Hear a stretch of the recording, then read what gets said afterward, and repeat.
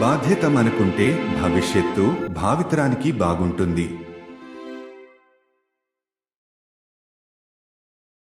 Indian penal code లేదా IPC 1860 భారతదేశ నేర న్యాయశాస్త్రానికి పునాది. ప్రతి ఒక్క విభాగం వివిధ నేరాలను మరియు సంబంధిత శిక్షలను వివరిస్తుంది.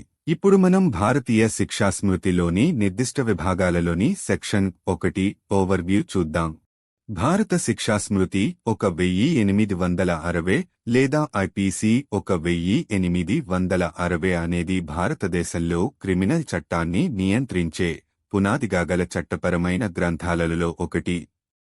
ఐపీసీ యొక్క సెక్షన్ 1 దాని పదజాలంలో క్లుప్తంగా ఉన్నప్పటికీ మొత్తం కోడ్ యొక్క నిర్మాణం మరియు వర్తించడంలో దాని ప్రాముఖ్యత చాలా ముఖ్యమైనది. ఐపీసీ సెక్షన్ 1 ఇలా పేర్కొంది: ఈ చట్టం భారత శిక్షాస్మృతి అని పిలువబడుతుంది. జమ్మూ మరియు కాశ్మీర్ రాష్ట్రం మినహా భారతదేశం మొత్తానికి విస్తరించబడుతుంది. వివరణాత్మక వివరణ 1. నామకరణం యొక్క ప్రాముఖ్యత. విభాగం యొక్క ప్రారంభ భాగం చట్టానికి దాని అధికారిక హోదాను అందిస్తుంది. Indian penal code. ఈ శీర్షిక కేవలం లేబుల్ కాదు. ఇది బ్రిటిష్ వలస పాలన నేపథ్యంలో భారతదేశంలోని నేర చట్టాలను క్రోడీకరించే లక్ష్యంతో చట్టపరమైన ఆలోచన, చర్చ మరియు చారిత్రక పరిణామం యొక్క పరాకాష్ఠను సూచిస్తుంది. ఈ చట్టానికి శిక్షాస్మృతి అని పేరు పెట్టడం ద్వారా దీని సివిల్, అడ్మినిస్ట్రేటివ్ మరియు ఇతర చట్టాల నుండి వేరుచేస్తుంది. ఇది నేరాలు, శిక్షలు మరియు నేర బాధ్యత యొక్క సాధారణ సూత్రాల డొమైన్ను సూచిస్తుంది. శిక్ష అనే పదం లాటిన్ పదం పోయెనా నుండి ఉద్భవించింది. దీని అర్థం శిక్ష. మరియు ఈ కోడ్ యొక్క ప్రాథమిక ఉద్దేశ్యం వివిధ నేరాల నిర్వచనాలను నిర్దేశించడం మరియు వాటికి శిక్షలను సూచించడం. 2. ఏకరూప దరఖాస్తు. భారతదేశం మొత్తానికి విస్తరింపజేయాలి అనే పదబంధం కోడ్ యొక్క అప్లికేషన్ సార్వత్రికతను నొక్కిచెబుతుంది. విభిన్న సంస్కృతులు, భాషలు మరియు సంప్రదాయాలతో గుర్తించబడిన భారతదేశం యొక్క విశాలమైన మరియు వైవిధ్యభరితమైన ప్రకృతి దృశ్యం నేర ప్రవర్తనకు ఒకే ఏకీకృత కోడ్ని కలిగి ఉండటం వలన దేశంలో ఎక్కడ ఎలాంటి నేరాలు జరిగినా అదే చర్యలు నేరాలుగా పరిగణించబడతాయి మరియు అదే శిక్షను పొందుతాయి. ఒకే నేరాలకు వేర్వేరు ప్రాంతాలు వేర్వేరు నియమాలను కలిగి ఉంటే తలెత్తే అస్పష్టత లేదా గందరగోళాన్ని నివారించడానికి ఏకరూపత చాలా కీలకం. ఇటువంటి ఏకరూపత భారత రాజ్యాంగంలో పొందుపరచబడిన చట్టం ముందు సమానత్వ సూత్రాన్ని ప్రోత్సహిస్తుంది. 3. జమ్మూ మరియు కాశ్మీర్ యొక్క చారిత్రక మినహాయింపు. జమ్మూ మరియు కాశ్మీర్ రాష్ట్రానికి సంబంధించిన మినహాయింపును ప్రస్తావించకుండా ఐపీసీలోని సెక్షన్ 1 గురించి చర్చించలేరు. ఈ మినహాయింపు కేవలం పర్యవేక్షణ లేదా ఏకపక్ష మినహాయింపు కాదు. ఇది ఇండియన్ యూనియన్ మరియు జమ్మూ, కాశ్మీర్ రాష్ట్రం మధ్య సంక్లిష్టమైన చారిత్రక, రాజకీయ మరియు చట్టపరమైన సంబంధంలో దానమూలాలను కలిగి ఉంది. 1947లో జమ్మూ కాశ్మీర్ రాచరిక రాష్ట్రం భారతదేశంలోకి ప్రవేశించినప్పుడు అది ప్రత్యేక పరిస్థితులలో అలా చేసింది. దాని విశిష్ట స్థానాన్ని గుర్తిస్తూ భారత రాజ్యాంగం ఆర్టికల్ 370 ప్రకారం ప్రత్యేక హోదాను మంజూరు చేసింది. రక్షణ, విదేశీ వ్యవహారాలు మరియు కమ్యూనికేషన్లు మినహా అన్ని రంగాలలో రాష్ట్రానికి రాజ్యాంగం మరియు నిర్ణయాధికారాలుండేలా ఈ ఆర్టికల్ అనుమతించింది. పర్యవసానంగా ఐఈసీ సహా అనేక కేంద్ర చట్టాలు స్వయంచాలకంగా జమ్మూ మరియు కాశ్మీర్కు విస్తరించలేదు. బదులుగా రాష్ట్రం రణబీర్ పీనల్ కోడ్ లేదా ఆర్పీసీ అని పిలువబడే దాని స్వంత శిక్షాస్మృతిని కలిగి ఉంది. అయితే ఆగస్టు 2019లో భారత ప్రభుత్వం ఆర్టికల్ 370ని రద్దు చేసి జమ్మూ కాశ్మీర్ యొక్క ప్రత్యేక హోదాను సమర్థవంతంగా రద్దు చేసి రాష్ట్రాన్ని 2 కేంద్రపాలిత ప్రాంతాలుగా విభజించినప్పుడు ఇది మారిపోయింది. ఈ చర్యతో ఐటీసీ మరియు ఇతర కేంద్ర చట్టాలు ఈ ప్రాంతానికి నేరుగా వర్తిస్తాయి. ముగింపు. సారాంశంలో ఐటీసీ యొక్క సెక్షన్ 1 సంక్షిప్తంగా ఉన్నప్పటికీ మొత్తం కోడ్ యొక్క ఆత్మ మరియు పరిధిని సంగ్రహిస్తుంది. ఇది కోడ్ యొక్క పరిధి, దాని పునాది ఉద్దేశం మరియు భారతదేశం యొక్క అభివృద్ధి చెందుతున్న రాజకీయ సహజ ఫలితాలను, దాని అనుకూలత యొక్క స్నాప్షాట్ను అందిస్తుంది. ఇది నేరచట్టం యొక్క సాంకేతికతలను మాత్రమే కాకుండా అది పరిపాలించే దేశం యొక్క సామాజిక, రాజకీయ చిక్కులను కూడా అర్థం చేసుకోవడానికి గేట్వేగా పనిచేస్తుంది. బాధ్యత మనకుంటే భవిష్యత్తు, భావితరానికి బాగుంటుంది.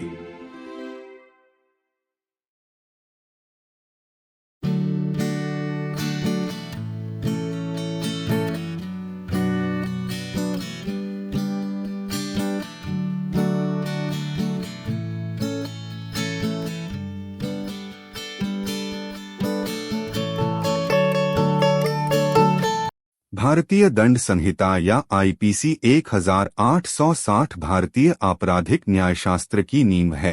प्रत्येक अनुभाग अलग अलग अपराधों और संबंधित दंडों का वर्णन करता है. आइए अब हम भारतीय दंड संहिता की विशिष्ट धाराओं की धारा 1 का अवलोकन करें. भारतीय दंड संहिता 1860 आईपीसी 1860 भारत में आपराधिक कानून को नियंत्रित करने वाले मूलभूत कानूनी ग्रंथों में से एक है. जबकि आईपीसी की धारा 1 अपने शब्दों में संक्षिप्त है, संपूर्ण संहिता की संरचना और प्रयोज्यता में इसका महत्व सर्वोपरि है. आईपीसी धारा 1 में कहा गया है, इस अधिनियम को भारतीय दंड संहिता कहा जाएगा और इसका विस्तार जम्मू और कश्मीर राज्य को छोड़कर पूरे भारत में होगा. विस्तृत विवरण. 1. नामकरण का महत्व. अनुभाग का प्रारंभिक भाग कानून को उसका आधिकारिक पदनाम देता है, भारतीय दंड संहिता. यह शीर्षक सिर्फ एक लेबल नहीं है. यह कानूनी विचार, बहस और ऐतिहासिक विकास की परिणति का प्रतिनिधित्व करता है, जिसका उद्देश्य ब्रिटिश औपनिवेशिक शासन के मद्देनजर भारत के आपराधिक कानूनों को संहिताबद्ध करना था. इस कानून को दंड संहिता नाम देना इसे नागरिक, प्रशासनिक और कानून की अन्य शाखाओं से अलग करता है. यह अपराधों, दंडों और आपराधिक दायित्व के सामान्य सिद्धांतों के क्षेत्र को दर्शाता है. शब्द दंड लैटिन शब्द पोएना से लिया गया है, जिसका अर्थ है सजा, और यही इस संहिता का प्राथमिक उद्देश्य है विभिन्न अपराधों की परिभाषाएं निर्धारित करना और उनके लिए दंड निर्धारित करना. 2. वर्दी आवेदन. वाक्यांश संपूर्ण भारत तक विस्तारित होगा, संहिता के अनुप्रयोग की सार्वभौमिकता को रेखांकित करता है. विभिन्न संस्कृतियों, भाषाओं और परंपराओं से चिह्नित भारत के विशाल और विविध परिदृश्य को देखते हुए आपराधिक आचरण के लिए एक एकल, एकीकृत संहिता होने से यह सुनिश्चित होता है कि समान कृत्यों को अपराध माना जाएगा और समान सजा मिलेगी, भले ही वे देश के भीतर कहीं भी किए गए हों.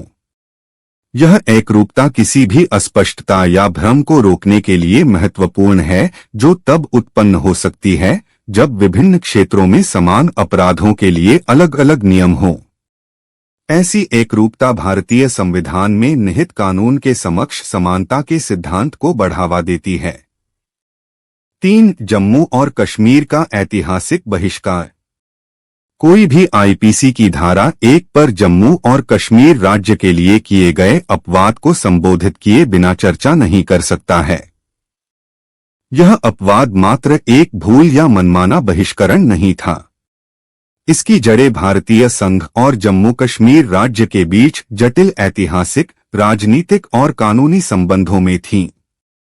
1947 में जब जम्मू कश्मीर रियासत भारत में शामिल हुई तो उसने विशेष परिस्थितियों में ऐसा किया. इसकी अद्वितीय स्थिति को पहचानते हुए भारतीय संविधान ने इसे अनुच्छेद 370 के तहत विशेष दर्जा दिया. इस अनुच्छेद ने राज्य को रक्षा, विदेशी मामलों और संचार को छोड़कर सभी क्षेत्रों में अपना संविधान और निर्णय लेने की शक्तियां प्रदान की. नतीजतन आईपीसी सहित कई केंद्रीय कानून स्वचालित रूप से जम्मू और कश्मीर पर लागू नहीं होते थे. इसके बजाय राज्य की अपनी दंड संहिता थी, जिसे रणबीर दंड संहिता आरपीसी के नाम से जाना जाता था. हालांकि यह अगस्त 2019 में बदल गया, जब भारत सरकार ने अनुच्छेद 370 को निरस्त कर दिया, जिससे जम्मू और कश्मीर की विशेष स्थिति को प्रभावी ढंग से रद्द कर दिया गया और राज्य को 2 केंद्र शासित प्रदेशों में विभाजित कर दिया गया। इस कदम के साथ आईपीसी और अन्य केंद्रीय कानून सीधे क्षेत्र पर लागू हो गए। निष्कर्ष संक्षेप में, आईपीसी की धारा 1 संक्षिप्त होते हुए भी संपूर्ण संहिता की भावना और दायरे को समाहित करती है। यह संहिता की पहुंच, इसके मूलभूत इरादे और भारत के उभरते राजनीतिक परिदृश्य के लिए इसकी अनुकूलन क्षमता का एक स्नैपशॉट प्रदान करता है। यह न केवल आपराधिक कानून की तकनीकीताओं को समझने के लिए एक प्रवेश द्वार के रूप में कार्य करता है, बल्कि जिस देश पर यह शासन करता है, उसकी सामाजिक राजनीतिक जटिलताओं को भी समझने का प्रवेश द्वार है। यदि हम जिम्मेदार हैं, तो भविष्य आने वाली पीढ़ियों के लिए अच्छा होगा।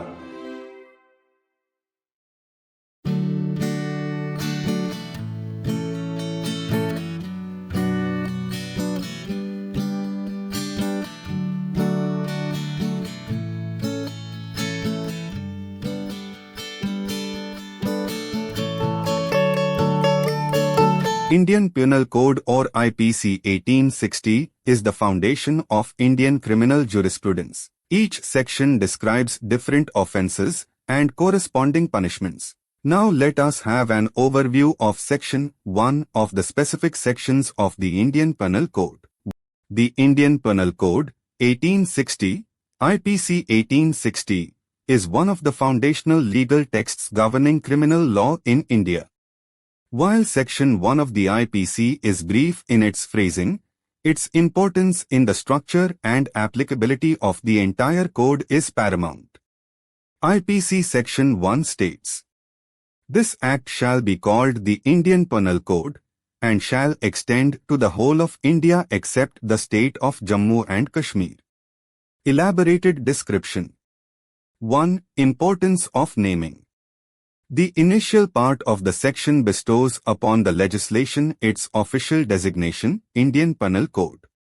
This title is not just a label. It represents a culmination of legal thought, debate, and historical evolution that aimed to codify the criminal laws of India in the wake of British colonial rule. Naming this legislation the Penal Code distinguishes it from civil, administrative, and other branches of law. It signifies the domain of crimes, punishments, and general principles of criminal liability. The term penal is derived from the Latin word poena, meaning punishment, and that is the primary purpose of this code, to lay down definitions of various crimes and prescribe punishments for them. 2. Uniform application. The phrase "shall extend to the whole of India" underscores the universality of the code's application.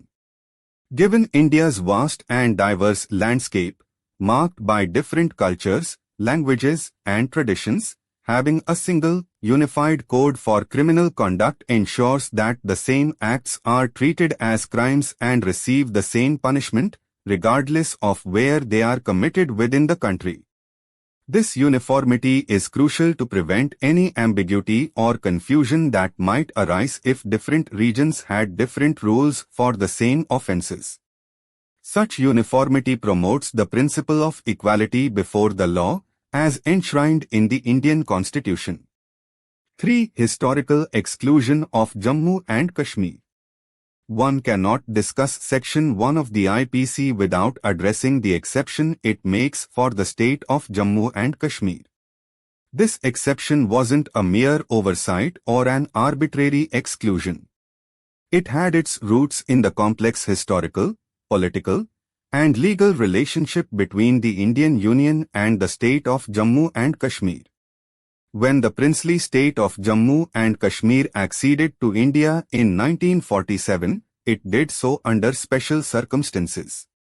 Recognizing its unique position, the Indian Constitution granted it special status under Article 370.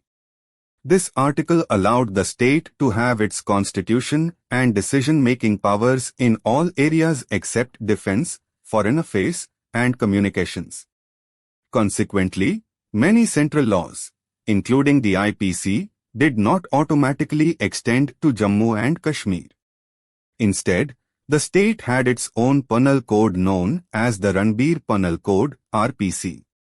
However, this changed in August 2019 when the Indian government abrogated Article 370, effectively revoking the special status of Jammu and Kashmir and bifurcating the state into two union territories. With this move, the IPC and other central laws became directly applicable to the region. Conclusion. In essence, Section 1 of the IPC, though concise, encapsulates the spirit and ambit of the entire code. It provides a snapshot of the code's reach, its foundational intent, and its adaptability to India's evolving political landscape. It serves as a gateway to understanding not just the technicalities of criminal law, but also the socio-political intricacies of the nation it governs. If we are responsible, the future will be good for the future generations.